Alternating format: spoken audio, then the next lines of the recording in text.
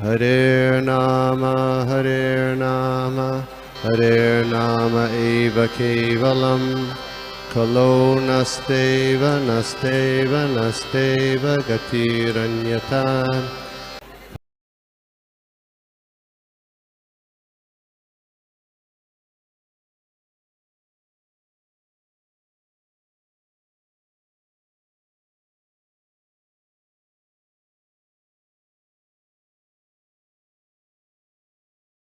Vedanta Swamin iti namine namaste Saraswati Devi Gauravani Pracharine Nirvishesha Shunyavadi Paschyata Deshatarine Jai Shri Krishna Chaitanya Prabhu Nityananda Shri Advaita Gadadhar Shivasadi Gaur Bhakta Vrinda Hare Krishna Krishna Krishna Hare Hare Hare Ram Ram Ram Hare Hare Nana Shastra Vicharane Kanipano Shad Dharma Samsthapako Lokanam हितकारिणो त्रिभुवन मन्यो शरण्या करो श्री राधा कृष्ण पदार विंद भजनानंदे नमत्तालिको वंदे रूप सनातन उर्वजुग श्री जीव गोपालको सर्वस्य चाहं हृदि सन्निविष्टो मुक्तः स्मृतिर्ज्ञानम् अपोहनं च वेदैश्च सर्वैः अहमेव विद्यो वेदान्तकृत वेद विदेव चाहम्।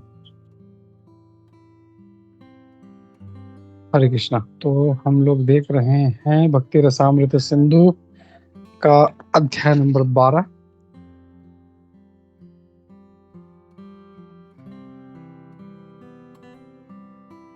तो हम लोग आगे पढ़ते हैं। Serving the lord according to one's position, मतलब अपने अपने क्षमता अनुसार भगवान की सेवा करना। तो यहाँ पे पद्म पुराण में एक स्टेटमेंट आता है जहाँ पे हमें अपने क्षमता अनुसार, जो भी हमारा आर्थिक परिस्थिति है उसके अनुसार हमें भगवान का सेवा करना चाहिए और अलग अलग उत्सव जो है वो मनाने चाहिए। Everyone should observe the different ceremonies and celebrations of the Lord by the all means। यानी हर किसी को ये अलग अलग त्योहार, ये अलग अलग उत्सव जो है हमको मनाने चाहिए, और ये कैसे, हमको अपने अपने क्षमता अनुसार मनाने चाहिए। फिर आता है performing devotional service in Kartik. Kartik महीने में भक्ति करना। इसमें एक one of the most important of this ceremonial functions is called ऊर्जा व्रत।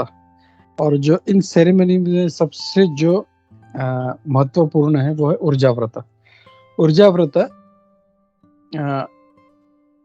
कार्तिक महीने में आता है, अक्टूबर नवंबर, और खास करके वृंदावन में there is a specific program. वहाँ पर जो है मतलब एक भगवान की आराधना का, खास करके उनके दामोदर रूप में उनका पूजा होता है। दामोदर यहाँ पे भगवान कृष्ण को रस्सी से बांधे हुए स्वरूप को कहा गया है, जब यशोदा मैया ने उनको रस्सी से बांधा था। यहाँ पे ये कहा गया है कि जैसे दामोदर अपने भक्तों को बहुत प्रिय है, वैसे ही ये जो दामोदर महीना या कार्तिक महीना है ये भी उनको बहुत प्रिय है। फिर ऊर्जा व्रत या इस कार्तिक महीने में भक्ति करने का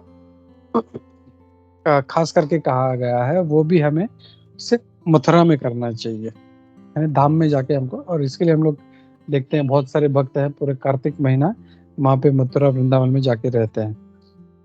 और फिर आगे कहते हैं ये सिस्टम अभी भी फॉलो किया जा रहा है, बहुत से भक्त लोग इसको फॉलो करते हैं। वो लोग मथुरा या वृंदावन जाते हैं और पूरा जो कार्तिक महीना है वहाँ पे रहकर अपनी भक्ति करते हैं। पद्म पुराण में और एक स्टेट में एक चीज कहा गया है, भगवान मुक्ति दे सकते हैं या भौतिक खुशी दे सकते हैं किसी भक्त को, लेकिन भक्ति but after some devotional service.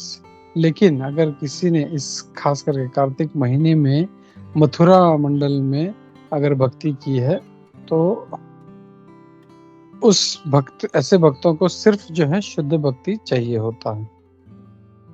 तो यहाँ पे ये कहा गया है इसका तात्पर्य ये है कि भगवान आसानी से जो है दूसरी चीजें दे देते हैं, भौतिक सुख है या दूसरा जो भी है मुक्ति दे देते हैं, लेकिन भक्ति वो हर किसी को नहीं देते।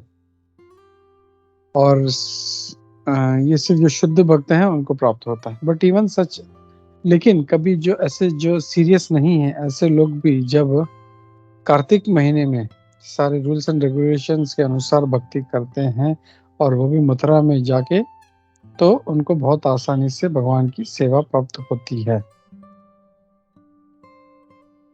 Observing festivals, celebrating the lord's activities, सारे जो है उत्सवों का पालन करना। भविष्य पुराण में एक स्टेटमेंट आता है जहाँ पे भगवान के अलग अलग ऐसे उत्सवों को मनाने के लिए कहा गया, जिससे भगवान का जन्मदिन है और दूसरे सारी गतिविधियां। तो ये कहा गया है, हे प्रिय जनार्दन, हे भगवान जनार्दन, आप मुझे वो तारीख बताइए जहाँ पे जब देवकी माता ने आपको जन्म दिया था। अगर आप हमें ये बताते हैं तो हम लोग इसको, इस तिथि को हम लोग बहुत ही उत्साह के साथ हम लोग इसको मनाएंगे। हे केशी दमन, हे केशी को मारने वाले, हम लोग जो है हम लोग जो हैं वो आत्माएं हैं जो 100% आपके चरण में शरण लिए हुए हैं और हम लोग सिर्फ आपको प्रसन्न करना चाहते हैं। तो ये भविष्य पुराण में स्टेटमेंट आता है। वो लोग भगवान से कह रहे हैं कि आपका जन्म तिथि क्या वो बताइए, हम लोग उसके हिसाब से हम लोग इसको सेलिब्रेट करेंगे। फिर आगे, और ये जो स्टेटमेंट है भविष्य पुराण का, ये एक मिनट, हाँ, ये जो भविष्य पुराण का स्टेटमेंट है ये हमें प्रूफ देता है कि ऐसे त्योहार मनाकर हम लोग भगवान को बहुत प्रसन्न कर सकते हैं।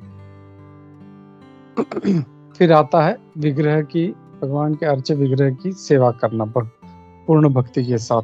तो उसमें आदि पुराण में एक स्टेटमेंट आता है, वो व्यक्ति जो सतत भगवान का नाम लेता है और उसे अत्यधिक आध्यात्मिक आनंद प्राप्त होता है भक्ति में लगकर, उसे पक्का जो है भक्ति प्राप्त होगी और सिर्फ मुक्ति नहीं प्राप्त होगी, उसे कभी मुक्ति प्राप्त नहीं होगी, उसे भक्ति प्राप्त होगी। मुक्ति का मतलब है भौतिक अशुद्धता से मुक्त होना। तो यहाँ पे मुक्ति का मतलब बताया है। मुक्ति इस मतलब जैसे हम लोग सोचते हैं जो सायुज्य मुक्ति या भगवान में लीन होना, उसके बारे में नहीं है। ये भौतिक अशुद्धता, उससे मुक्त होना है। हम लोगों को मुक्ति मतलब बहुत से लोग सोचते हैं उसको मुक्ति प्राप्त हो गई यानी भगवान में लीन हो गया। नहीं, वो उसकी बात नहीं हो रही यहाँ पे। जो हमारी अशुद्धता है कि मैं स्त्री हूँ, मैं पुरुष हूँ, मैं इंडियन हूँ, मैं गोरा काला, ये जो भौतिक उपाधियां हैं उससे मुक्त होने को है मुक्ति कहा गया। भागवतम में एक बहुत अच्छा श्लोक आता है, हित्वा अन्यथा रूपम स्वरूपेण व्यवस्थिति, यानी अपना जो अलग अलग उपाधियां हमने जो है प्राप्त करी है कि मैं स्त्री हूँ या पुरुष हूँ, मैं गोरा काला इंडियन, या जो भी ऐसी भौतिक शारीरिक उपाधियां हैं उसको छोड़कर, हित्वा अन्यथा रूप, सारे बाकी रूपों को छोड़कर स्वरूप है ना व्यवस्थिति, यानी जो हमारा असली स्वरूप है जो आध्यात्मिक जगत में, उसमें स्थित होने को मुक्ति कहा गया। हित्वा अन्यथा रूपम स्वरूपेण व्यवस्थिति। फिर आगे निराकारवादी जो हैं वो भगवान में लीन होना चाहते हैं और अपना अस्तित्व खत्म करना चाहते हैं, लेकिन भागवतम के अनुसार मुक्ति ये सिर्फ उसके नॉर्मल कंडीशन की शुरुआत है। ये नॉर्मल कंडीशन प्रत्येक जीव का ये है कि उसे भगवान की सेवा करनी चाहिए। फिर आदि पुराण के इस स्टेटमेंट से ये हमको प्रतीत होता है कि भक्त जो है वो भगवान की सेवा करके, भगवान की भक्ति करके वो बहुत प्रसन्न रहते हैं। He does not aspire for any liberation. उसे किसी मुक्ति की कामना नहीं है भौतिक परिस्थितियों से, या अपना जो बहुत से लोग त्रस्त रहते हैं, कुछ बीमारी है, कुछ फाइनेंशियल प्रॉब्लम है, कुछ रिलेशनशिप प्रॉब्लम है, तो उससे बहुत त्रस्त रहते हैं, यार ये क्या जीवन है, तो इसके लिए वो मुक्ति चाहते हैं। लेकिन भक्त ऐसा नहीं है, उसे इन परिस्थिति से मुक्ति नहीं चाहिए। दूसरे शब्दों में कहा जाए, anyone who is engaged in devotional service, अगर जो कोई भक्ति में लगा है, वो न सिर्फ इस भौतिक परिस्थिति में नहीं है, यद्यपि ऐसा लगता हो, तो मतलब ये कहा गया है कि भक्त जो है वो भौतिक परिस्थिति में नहीं रहता। बाहर से एक्सटर्नली किसी को लगे अरे ये तो ऐसे ऐसे रह रहे हैं भौतिक परेशानियों में, लेकिन वो कभी भक्त पे लागू नहीं होता। हरे कृष्णा। अब नेक्स्ट आता है recitation of Shrimad Bhagavatam amongst devotees. Bhagavatam का भक्तों के बीच में उसका पाठ करना। अब यहाँ पे क्या कहा गया, श्रीमद् भागवतम जो है ये कल्प वृक्ष है। वेद मतलब सारे ज्ञान का सार, and what ever knowledge is required for human, मनुष्य समाज को जो भी ज्ञान चाहिए वो सारा इस श्रीमद् भागवतम में उपस्थित है। ज्ञान के अलग अलग शाखाएं हैं, उसमें sociology, politics, medicine, military art, यानी पॉलिटिक्स यानी उस क्या बोलते हैं, नीति शास्त्र, आयुर्वेद, फिर धनुर्वेद, शस्त्रों का जिसमें सारा ज्ञान है, ये सब अलग अलग ब्रांचेस हैं। All these and other branches of knowledge are perfectly described in Vedas. तो इन सारे शाखाओं, ज्ञान की शाखाओं को वेदों में बहुत अच्छी तरह से इसका वर्णन किया गया है। तो जहाँ तक स्पिरिचुअल नॉलेज के बारे में है is concern, that is also perfect. ये जो है ये भी श्रीमद् भागवतम में कहा गया है। And Srimad Bhagavatam is considered to be the ripened fruit of this desire fulfilling tree. Srimad Bhagavatam को एकदम पका हुआ फल कहा गया इस कल्प वृक्ष का। एक वृक्ष को उसके फलों से जाना जाता है कि वो कैसे फल, जैसे आम के पेड़ को बहुत महत्व देते हैं, लेकिन बबूल के पेड़ को या कांटों के पेड़ को कोई महत्व नहीं देता। तो वैसे अगर उसमें क्या फल लगता है, उससे उस पेड़ का बहुत महत्व होता है। ओह, प्रभुपाद जी यहाँ पे यही एग्जाम्पल थे। फॉर एग्जाम्पल मैंगो ट्री, ऐसा आम का पेड़ है, बहुत ही महत्वपूर्ण है क्योंकि वो फलों का राजा है, वो प्रदान करता है। मैंगो जब आम जो है पक जाता है तो इट इज द ग्रेट, ये उस वृक्ष का सबसे बड़ा तोहफा है। और श्रीमद् भागवतम जो है वैसे ही ये इस वैदिक वृक्ष का पका हुआ फल है। And is ripened fruit, and as ripened fruit becomes relishable, और ये जो फल है ये और भी मधुर तब हो जाता है जब इसको कोई तोता इसको जब चख लेता है, उसको पैरट कोई चख लेता है।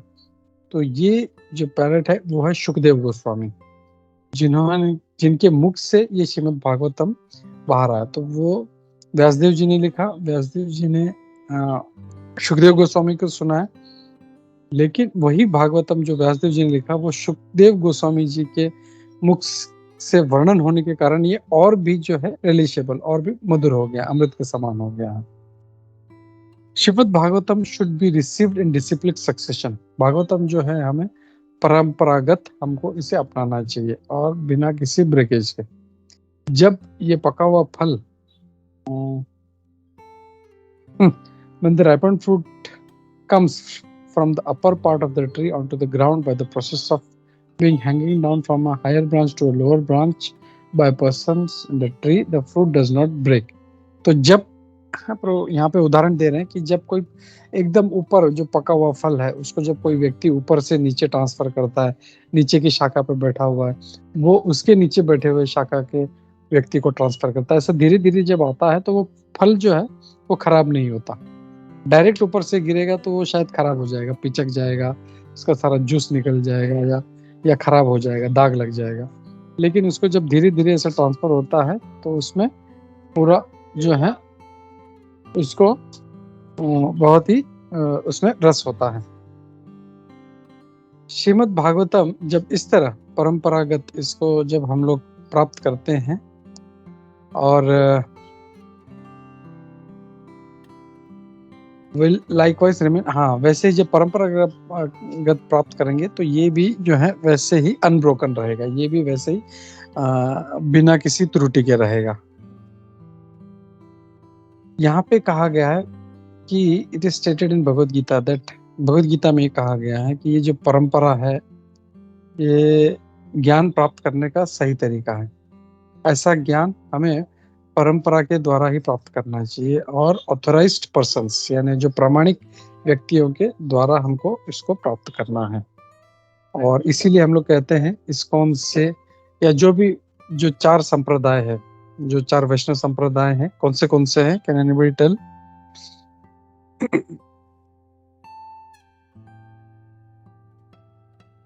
चार संप्रदाय कौन सी हैं? प्रभु जी, one is Brahma Madhav and Gaudiya Vaishnav. Correct, Brahma संप्रदाय। दूसरा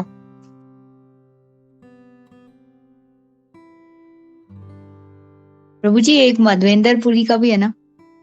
वही सेम है, ब्रह्म संप्रदाय।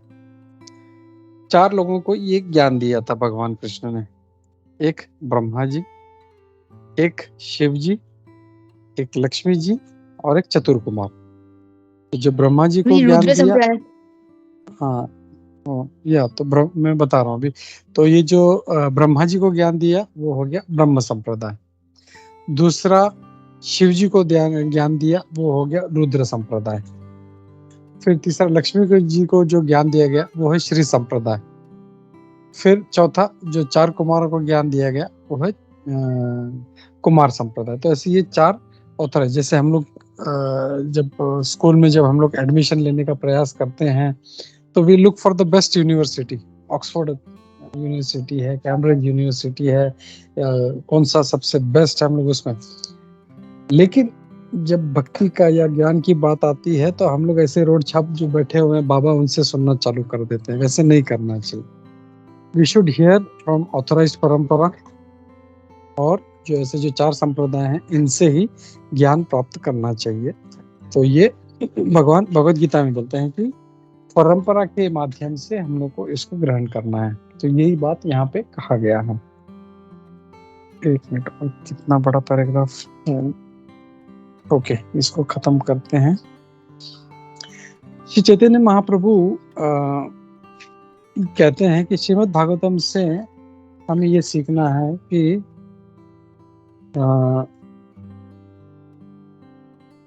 जो व्यक्ति भागवत है उससे हमको ये बुक भागवतम है उसको हमें सीखना है।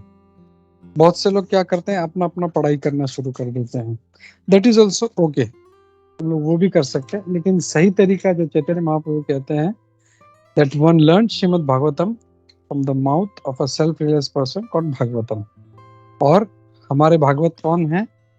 हमारे हैं भागवत श्रील प्रभुपाद, और उन्होंने हम लोग को भागवतम दिया है और उनके तात्पर्यों को, उनके बताए हुए श्लोकों को हम लोग जो है इसके ऊपर मंथन करते हैं, हम लोग चर्चा करते हैं। तो आगे, so the devotee sometimes called Bhagavatam. तो कभी कभी जो भक्त है उनको भी भागवतम कहा गया है। And the book which is in relationship with devotional service to the Supreme Personality of God is also called Bhagavatam. और जो बुक है उसे भी भागवतम कहा गया। तो 2 तरह के भागवत है, एक पुस्तक भागवत और एक व्यक्ति भागवत। तो 2 भागवत है। तो चैतन्य महाप्रभु ये रिकमेंड करते हैं कि असली जो भागवत का अगर हमें रस चखना है तो हमें one should take instructions from the person Bhagavatam. तो हमें जो व्यक्ति भागवत है उससे हमको निर्देश लेना है। Shrimad Bhagavatam is relishable even by a liberated person. Shrimad Bhagavatam जो है वो इवन जो मुक्तात्माएं हैं वो उनको भी उनको बहुत आनंद देती हैं। जैसे सुखदेव गोस्वामी जो हैं admitted that although he was liberated, Sukhdev Goswami ji ने कहा यद्यपि मैं मुक्त हूँ, मेरे जो माता के गर्भ से ही, मतलब बहुत से लोग तो जो है मतलब इस जब पृथ्वी पे आते हैं तो बन जाते हैं, लेकिन सुखदेव गोस्वामी ऐसे नहीं थे। वो जब माता के गर्भ से मुक्त हुए उसी समय से वो मुक्त आत्मा थे।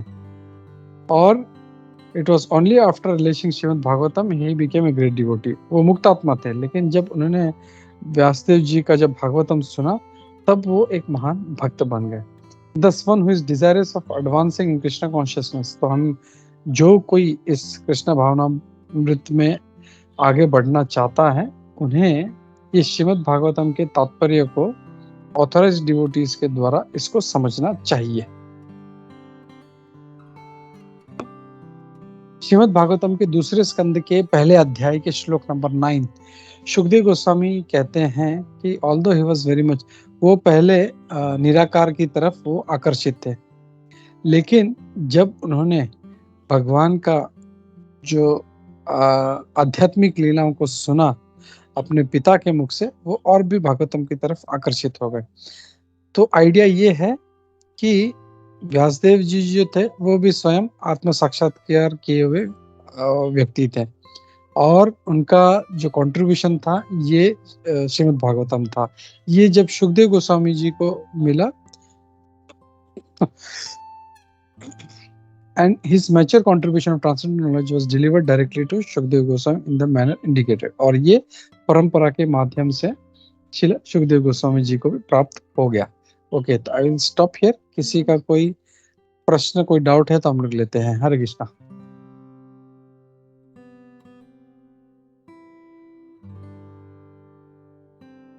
प्रभु जी आज गायत्री ने खुद लिंक मांगा और उसने ज्वाइन किया है।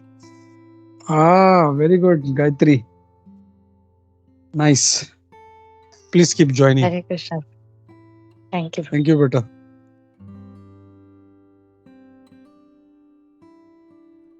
ओके, बहुत अच्छा लगा गायत्री जब आती है। मैं जब भी आती है तो मुझे बहुत खुशी होती है। सुबह भी आती है कभी कभी, तो कीप ज्वाइनिंग। ओके, चलो, और किसी का कोई कमेंट, कोई क्वेश्चन नहीं है तो विल स्टॉप हियर। श्री भक्ति रसामृत सिंधु की जय, श्री रूप गोस्वामी पाद की जय, श्री प्रभुपाद की जय, इस्कॉन गुरु वृंद की जय, एकत्रित भक्त वृंद की जय।